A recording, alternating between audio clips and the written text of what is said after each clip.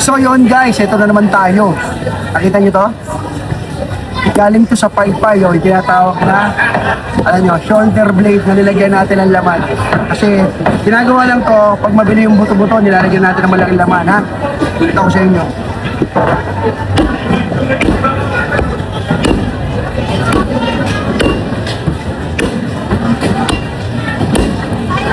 Nakita ko sa inyo yung diskarte ng pagtaga. Yan, nakita yung itsura, di ba? So guys, para may makakuha kayong idea, yung mga nagtataga dyan na kagaya ko, para may makakuha kayong idea. Ano ba?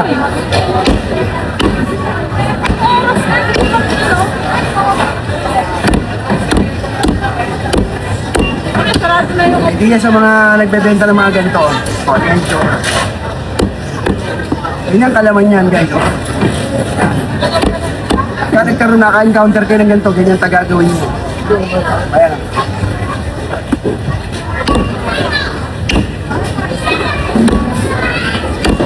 O, tingnan nyo. O, di ba, laman? So, yun lang guys. Shoutout sa lahat ng mga namananaga dyan. Sarap pa yung hintay nyo. SG.